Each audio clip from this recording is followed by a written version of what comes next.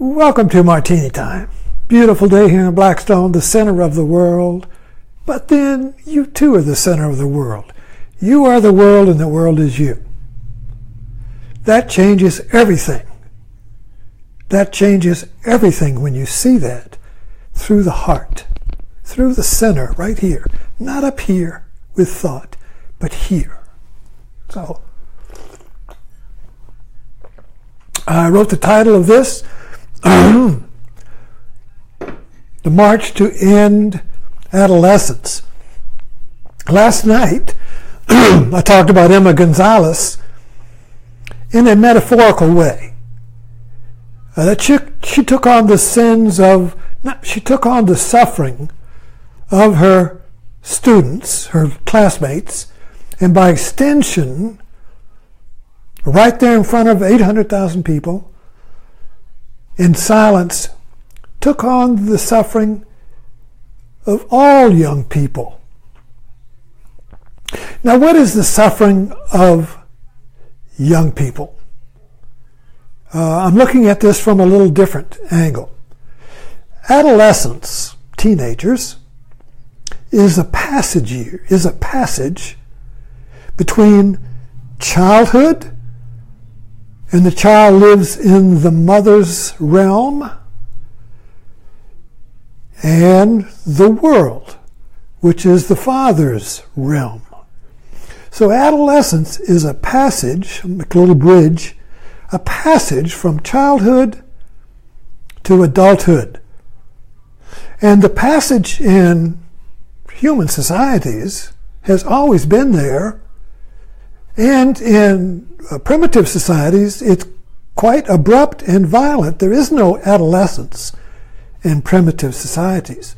You're a child, and then one day, the men come dressed in costumes and snatch you away from the mother and take you out into the woods and perform some bloody rite on you, circumcision, or beat the crap out of you, or whatever they do, but they scare the living shit out of the kid. And he drinks blood or whatever he has to do. He has a psychic chopping off. Childhood is chopped off, and he now is a member of the adult tribe. That's it. Now he is a functioning adult. No stretched out adolescence. Our society has stretched it out. Farm societies didn't have much of an adolescence. I mean, you were a child, and then the next thing you know, you were working on the farm. You had your prescribed roles. But modern society has created this market, a consumer market of adolescence. And because we don't have a passage that has some risk in it, see, a passage has to have risk. If it's a video game, there's no risk. If it's in a book, or if it's play, or it's a movie of a passage, which is what most movies are, there's no risk, you see. So it has to be a flesh and blood passage. It has to have some risk to it. Teens will create their passage by doing risky behaviors because society doesn't provide it. The only passage we have is military.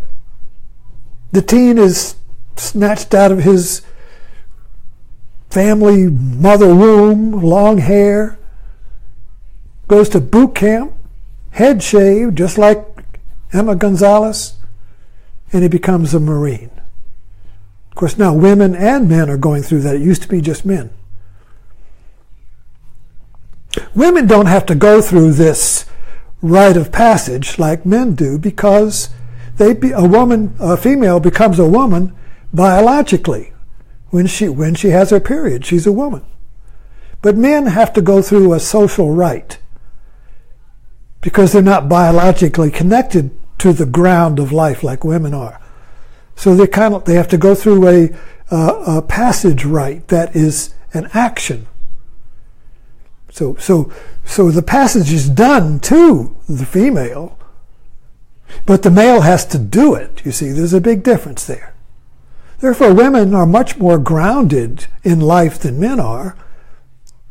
So the women, the males, they have to protect the man's fragile ego. Well, it's fragile because it's an abstraction. You see. So women are more intuitive and grounded. They're able to endure more than men can because they depend upon their tribes, the male tribe's respect, you see. So the male has to keep that respect by his tribe, or else he loses his identity. But I digress. What we're talking about now is that, what I'm looking at now, is that these youth marches, this activation of the youth, is the teenagers creating a passage to adulthood. And what creates a passage, whether it's for teens or anyone, is death. When you encounter death, you have the opportunity to make a passage to a greater level of consciousness. Or you regress into depression and victimhood. You can go either way. But death is the great activator of our evolution, of the passage of the consciousness moving up the spiral staircase. And so these teens have been activated by death. The Parkland students experienced the existential threat of death. The shooter in the hall killing people. We can't, nobody can really know what that's like, and you do it. I don't know what it's like. Now, warriors go to war, they know what it's like, and they come back and they can't adjust. There's no passage back for them. They go to war and they touch the existential core of their being, like in Hurt Locker, and they come back to society where there's no reality. It's all about shopping. It's all about putting up curtains. It's all about choosing tea or coffee. You see, there's no life and death here. It's all, life and death is all smoothed out, you see. And many can't take it. Like in Hurt Locker, he goes back to Iraq, you see. And so this passage thing is very important. And what we have in America today is a nation of adolescents, particularly in the South where I live. The men here are, they like to hang out with their buddies. And they marry their girlfriend or whatever, and she becomes the mother. And then she holds the family together, keeps the job going, and the men hunt and drink. That's adolescent behavior. So anyway, since I live here, I'm going to step out and say that there is a retardation of manhood, which is why they latch on to mythological manhood, like the Southern rebel, the manhood of the imaginary warrior, the manhood of imaginary heroes.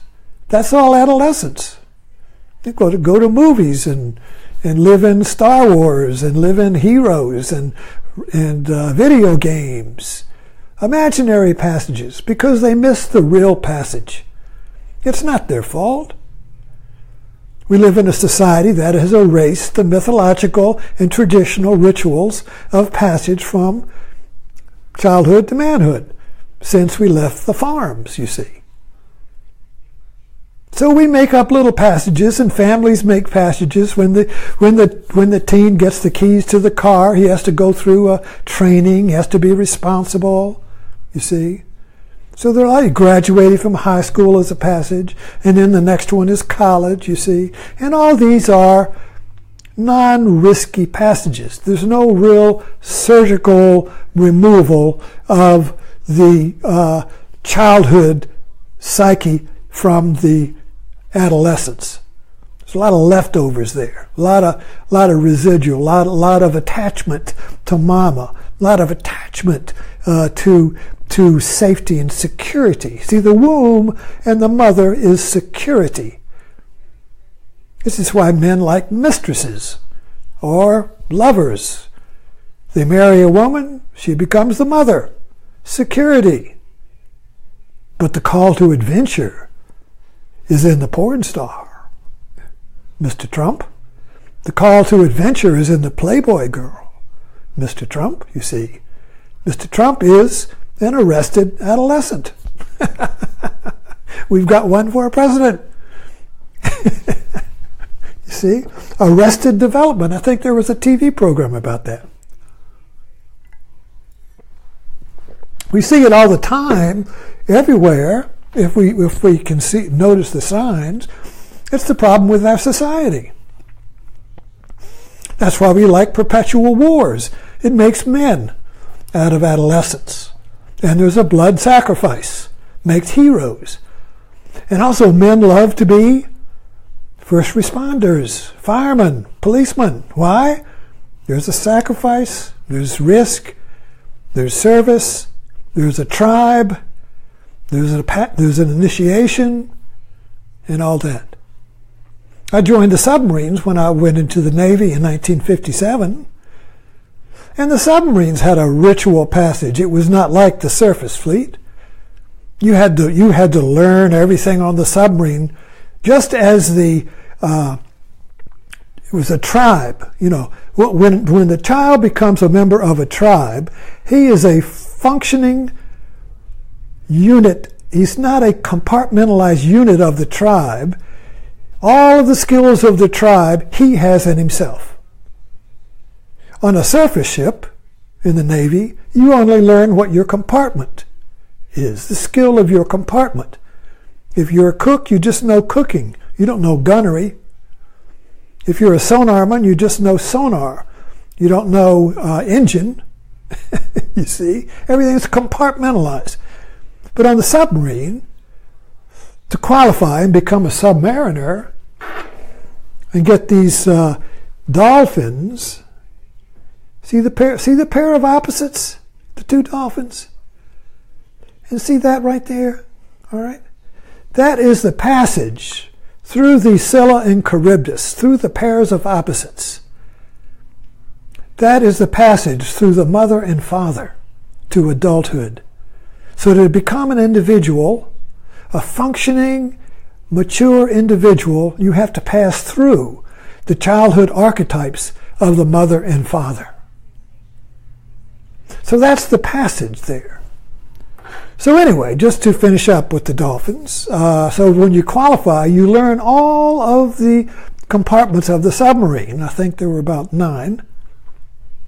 Where you had torpedo room, electrician, engine, conning tower, sonar, radar, cook, and so you learned all the compartments. So no matter where you were in the submarine, if something happened, you knew which valve to do, what to do in that compartment. So if you were in the engine room and something happened, you would know what to do as if you were an engineman, you see.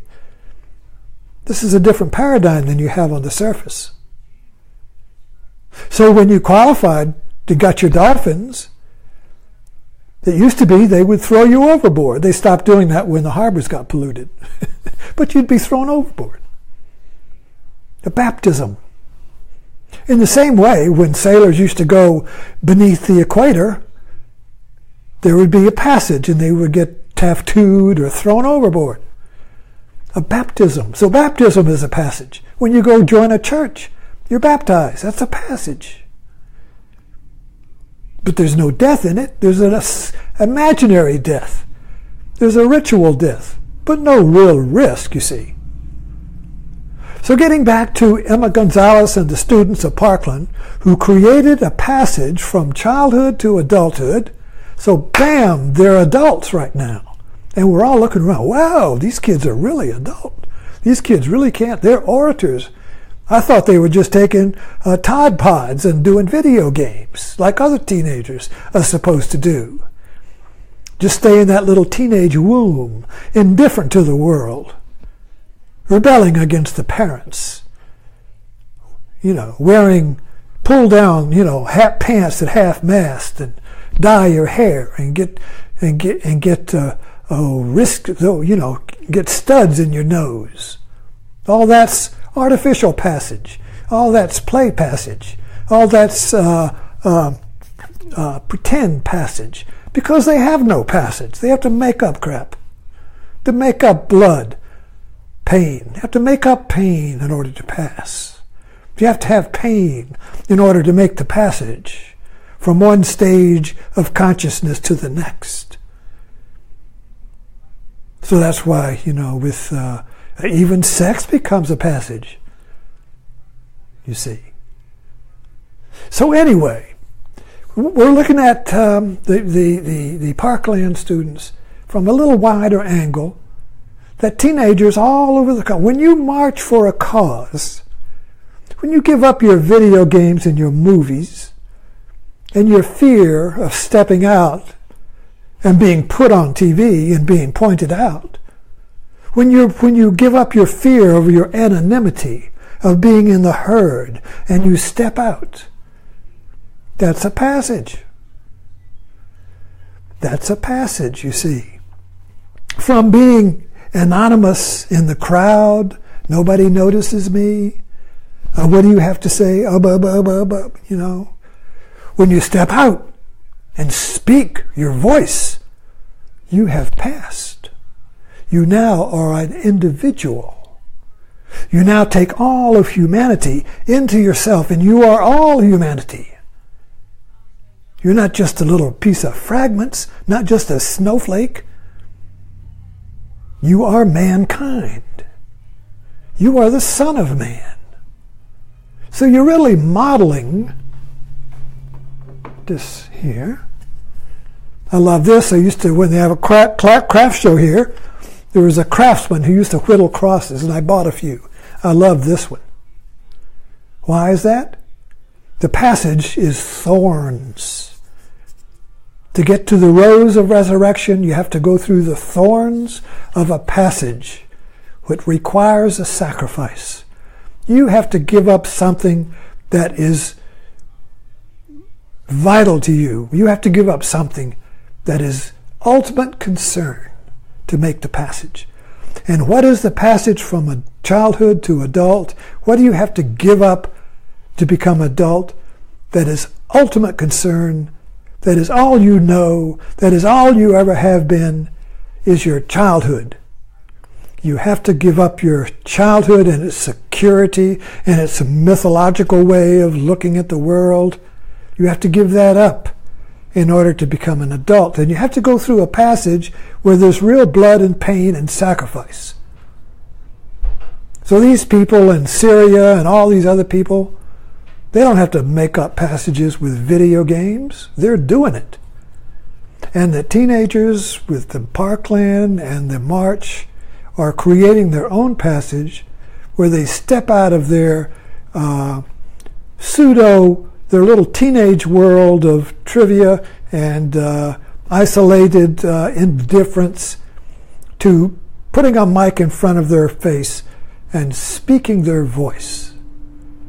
They're going from childhood to adulthood before our eyes.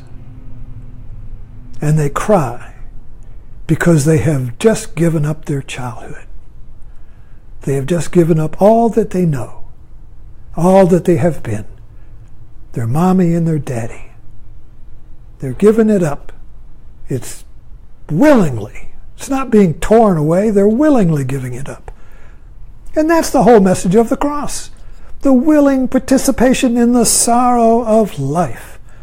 The willing participation in the sacrifice of life. Thanks for dropping in. Okay?